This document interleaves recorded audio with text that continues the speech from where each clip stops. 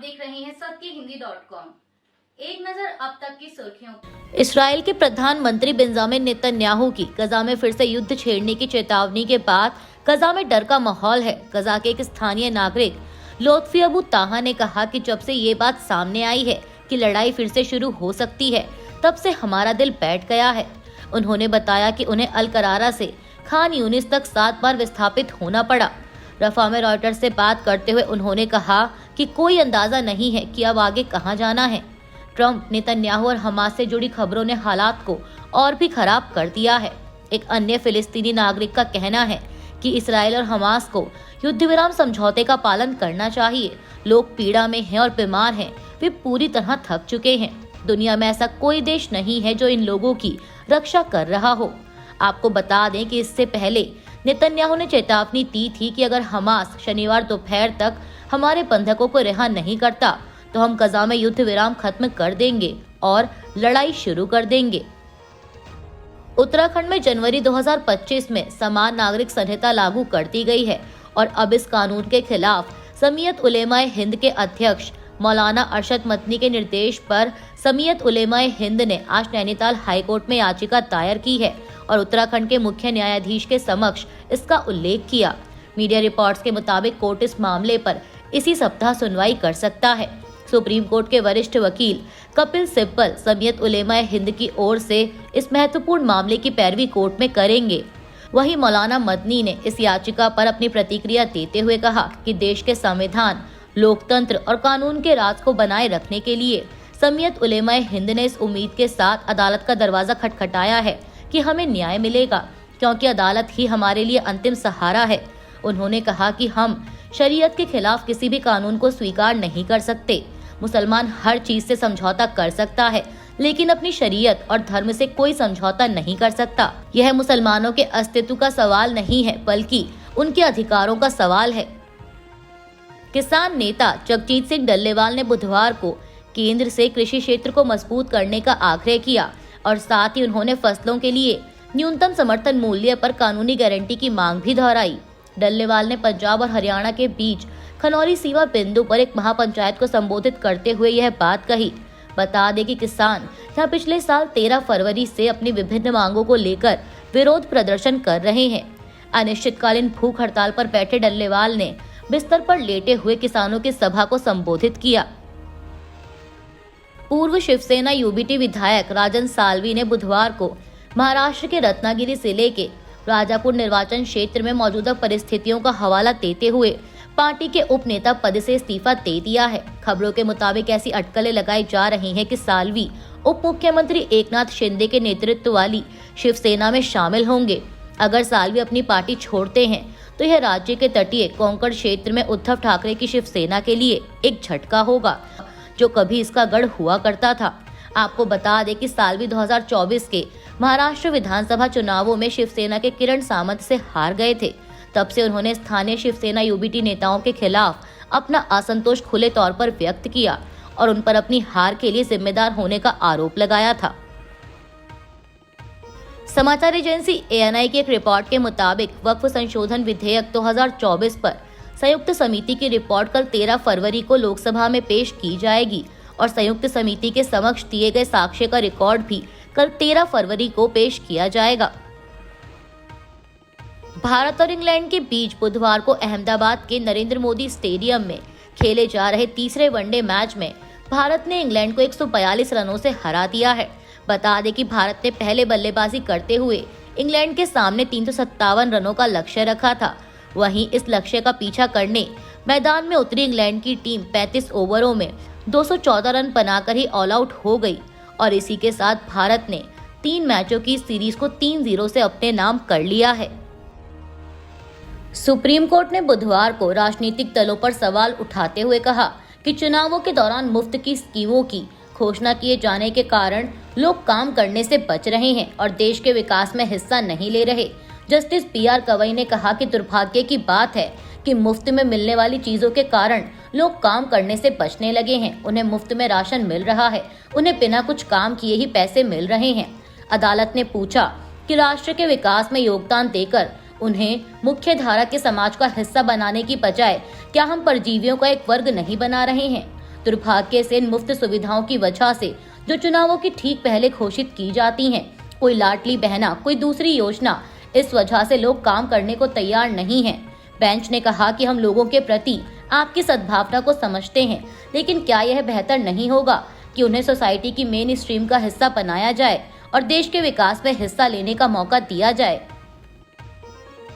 बसपा प्रमुख मायावती ने अपने भतीजे और पार्टी के राष्ट्रीय समन्वयक आकाश आनंद के ससुर अशोक सिद्धार्थ को पार्टी से बाहर का रास्ता दिखा दिया है।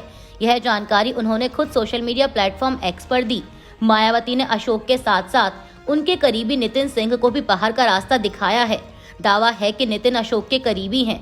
बसपा प्रमुख ने एक्स पर लिखा कि बीएसपी की ओर से खासकर दक्षिणी राज्यों आदि के प्रभारी रहे डॉक्टर अशोक सिद्धार्थ, पूर्व सांसद व श्री नितिन सिंह जिला मेरठ को चेतावनी के बावजूद भी गुटबाजी आदि की पार्टी विरोधी गतिविधियों में लिप्त होने के कारण पार्टी के हित में तत्काल प्रभाव से निष्कासित किया जाता है।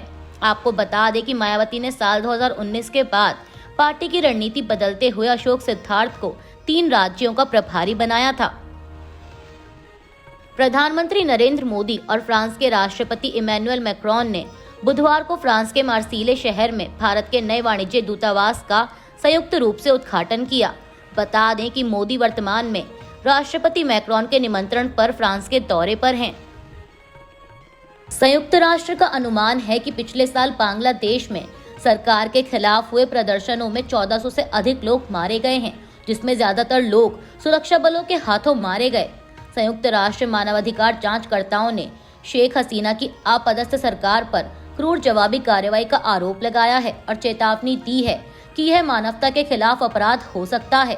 मीडिया रिपोर्ट्स के मुताबिक संयुक्त राष्ट्र को एक दस्तावेज मिला, जिसके मुताबिक एक आधिकारिक नीति मिली है जिसमें सरकार विरोधी प्रदर्शनकारियों पर हमला करने और हिंसक दमन करने की योजना थी, जो सत्ता को बनाए रखने की नीयत से व्यापक विरोध का सामना करने के लिए बनाई गई थी।